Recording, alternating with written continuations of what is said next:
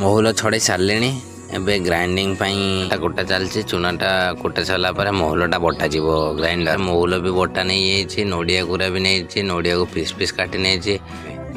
ଗରମ ପାଣିରେ ଢାଳି ଦେଇକି ଚାଲିଯିବ।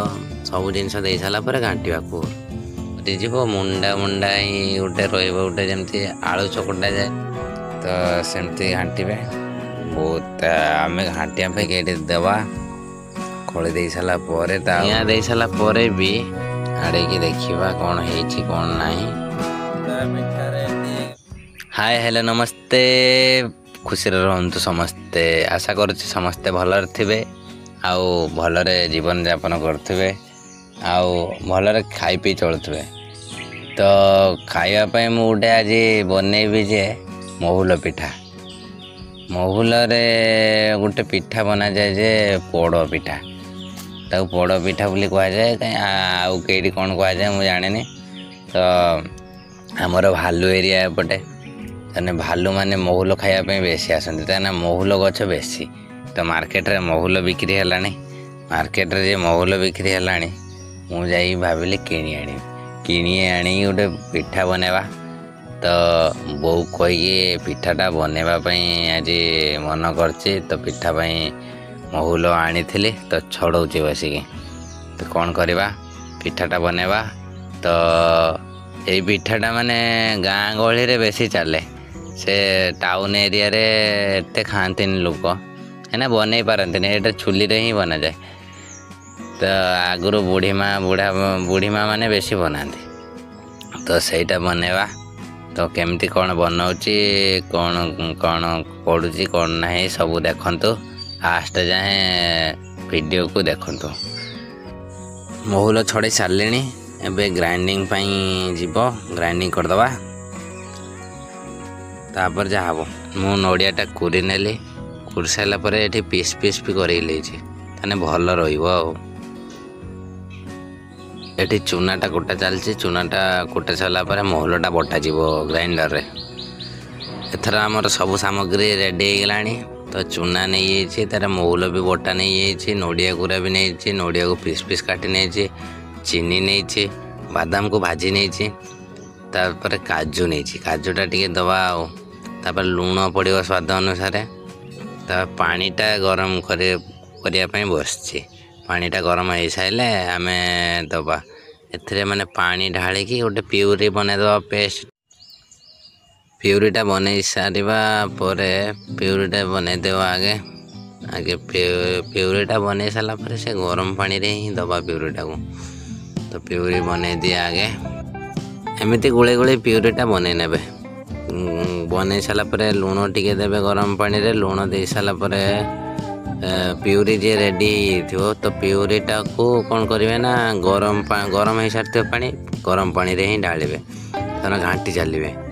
ଗରମ ପାଣିରେ ଢାଳି ଦେଇକି ଘାଣ୍ଟି ଚାଲିବେ ଯେମିତି ନ ଲାଗିବ, କରେଣ୍ଟ ନ ଲାଗୁ, ଉଡ଼ି ନଯାଉ।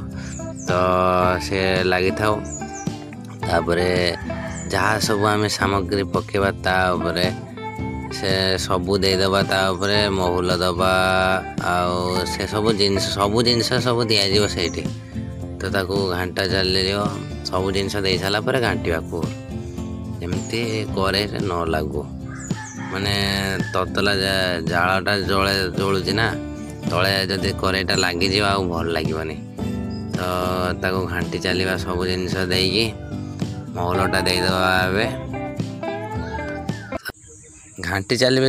ଯେ ମାନେ ଖୋଳି ଧରନ୍ତି, ଯେମିତି କୁହନ୍ତି ନା ମଣ୍ଡା ପିଠା ପାଇଁ ଖୋଳି ଧରନ୍ତି, ସେମିତି ମଣ୍ଡା ପିଠା ଯେମିତି ପ୍ରସ୍ତୁତ ହୁଏ ସେମିତି ଖୋଳି ଧରାଯିବ। ମାନେ ଏଠି ପାଣି ସବୁ ମରିଯିବ, ମୁଣ୍ଡା ହିଁ ଗୋଟେ ରହିବ, ଗୋଟେ ଯେମିତି ଆଳୁ ଚକଟା ଯାଏ, ଆଳୁ ଚକଟାର ଦେଖାଯିବ ସେମିତି ଗୋଟେ ରହିବ। ତ ସେଥିପାଇଁ ଘାଣ୍ଟି ଚାଲିବା। ତ ଘାଣ୍ଟି ଚାଲିଛ, ମୁଁ ଟିକେ ଘାଣ୍ଟି ଦିଏ। ମୋ ହାତଟା ଛିଡ଼ି ହେଇଛି ନା, ତଥାପି ମୁଁ ଘାଣ୍ଟୁଛି। ହାତଟା ପେନ୍ ହେଉଛି। ତ ଦେଖିବା କ'ଣ ହେଉଛି। ମୁଁ ଟିକେ ଘାଣ୍ଟି ଦିଏ। ଗରମ ପାଣି ଟିକେ କରି ରଖିଥିବେ, ମାନେ ଘାଣ୍ଟିଲା ବେଳେ ଟିକେ ଗରମ ପାଣି ଟିକେ ଦେଉଥିବେ, କାହିଁକିନା ଲାଗିଯିବ କରେଇରେ। ତ ବେଶୀ ଦେବେନି, ଟିକେ ଦେଉଥିବେ ଯେମିତି ନ ଲାଗିବ କରେଇରେ। ତ ସେମିତି ଘାଣ୍ଟିବେ। ବହୁତ ଆମେ ଘାଣ୍ଟିବା ପାଇଁ 3 ଜଣ ଲାଗିଲୁ। ଏତେ ଟାଣ ଥିଲା ଯେ ଘାଣ୍ଟିବା ପାଇଁ ଆମେ 3 ଜଣ ଲାଗିଲୁ। ତ ଘାଣ୍ଟା ଚାଲିଛି, ଏମିତି ଗୋଟେ ପେଷ୍ଟ ହେଇଯିବ। ତ ସେମିତି ପେଷ୍ଟ ହେଇଗଲା ପରେ ତ ଏବେ ରେଡ଼ି ହେଇ ଆସିଲାନି ନା କ'ଣ, ରେଡ଼ି ହେଇ ଆସିବ। ଆଉ କିଛି ସମୟ ପରେ ଖୋଲିଦେବା। ପିଠା ପାଇଁ ନିହାତି 4 ପିସ୍ କି 6 ପିସ୍ କଦଳୀପତ୍ର ନେବେ। ତାପରେ ଚୁଲି ନିଆଁ ରେଡ଼ି ହେଇଗଲାଣି, ତାଡ଼ିଆ ବି ଆସିଗଲାଣି। ତ ସେ ତାଡ଼ିଆରେ ଏବେ ନିଆଁ ଦେବା। ତାଡ଼ିଆରେ ନିଆଁ ଦିଆଯିବ, ଆଉ ତାଡ଼ିଆ ତଳେ ବି ନିଆଁ ଦିଆଯିବ। ପିଠା ପଡ଼ି ସାରିଲା ପରେ ବି ଉପରେ ନିଆଁ ଦିଆଯିବ। ତ ସେଇଟାକୁ ଦେଖନ୍ତୁ କେମିତି ଦେଉଛେ। ତାଡ଼ିଆରେ ନିଆଁ ଦିଆ ଚାଲିଛି। ତାଡ଼ିଆରେ ନିଆଁ ଦିଆ ସରିଲା ପରେ ତା ଉପରେ କ'ଣ କରିବା ନା କଦଳୀପତ୍ର ଦେବା। ମାନେ କଦଳୀପତ୍ର ଦେଇକି କଦଳୀପତ୍ର ଦେଲେ, କଦଳୀପତ୍ର ଦେଇ ସାରିଲା ପରେ ତା ଉପରେ କ'ଣ ଦେବା ନା ସେଇ ଯେ ପିଠା କରି ରଖିନଥିଲା ନା ଖଳି ଧରିକି, ତ ତା ଉପରେ ଦିଆଯିବ। ତାକୁ ଖଳି ଧରିକି ଏଠି ଦେବା। ଖଳି ଦେଇ ସାରିଲା ପରେ ତା ଉପରେ ଆହୁରି ପତ୍ର ଦେବା। ପତ୍ର ଦେଇକି ତାକୁ ତା ପତ୍ର ଉପରେ ପୁଣି ଆଉ ଥରେ ନିଆଁ ଦେବା। ଯେ ଅଙ୍ଗାର ହେଇଥିବ ସେଇ ଅଙ୍ଗାର ଗୁଡ଼ାକୁ ତା ଉପରେ ଦିଆଯିବ। ଦିଆଗଲା ପରେ ସେ 3 ରୁ 4 ଘଣ୍ଟା ଲାଗିବ ସେ ପିଠା ହେବା ପାଇଁ। ଏତେ ସମୟ ପିଠା ହେବ ସେମିତି ବି ଟେଷ୍ଟ ଥିବ ନା, କାହିଁକିନା ଏତେ ସମୟ ଲାଗୁଛି ପିଠା ହେବା ପାଇଁ। ତ ସେମିତି ଦେଖନ୍ତୁ ଚାଲିଛି। ତ ଏମିତି ଘରେ ବନେଇକି ରେସିପି ବି ଖାଇପାରିବେ। ଏମିତି ସରିଗଲାଣି, ଆଉ ସେମିତି କିଛି ନାହିଁ, ଖାଲି ପିଠା ହେବ ଆଉ ଲାଷ୍ଟକୁ। ଆଉ ପିଠାଟା ହେଇଗଲେ ମୁଁ ଦେଖେଇବି। ଆଉ ଖଳିଟା ଦେଉଛି ଆଉ।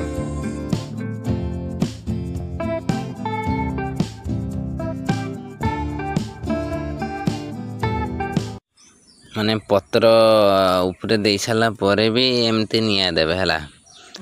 ନିଆଁ ନଦେଲେ ଉପର ପଟରୁ ହେବନି କି ଭଲ ଲାଗିବନି ଖାଇବା ପାଇଁ। ତ ଏମିତି ନିଆଁ ଦେବେ।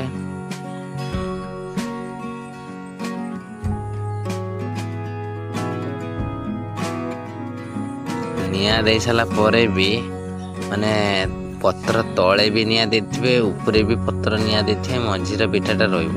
ତ ନିଆଁ ଦେଇ ସାରିଲା ପରେ ବି ତଳେ ଜାଳିବେ। ଜାଳି ସାରିଲା ପରେ ହେବ ଆଉ। ପିଠାଟା ହେଇ ଆସିଲାନି ନା କ'ଣ ଦେଖିବା। ପିଠାଟା ହେଇ ଆସିଲାଣି ବୋଧେ। ତ 3 ରୁ 4 ଘଣ୍ଟା ହେଇଗଲାଣି ନା, ଏଯାଏଁ ହେଇନି। ତ ଖୋଲି ପାଉଁଶ ଗୁଡ଼ାକୁ ଆଡ଼େଇ ଦେବା ତଳକୁ। ଆଡ଼େଇକି ଦେଖିବା କ'ଣ ହେଇଛି କ'ଣ ନାହିଁ। ତ ଦେଖିବା ପିଠାଟା କ'ଣ ହେଇଛି।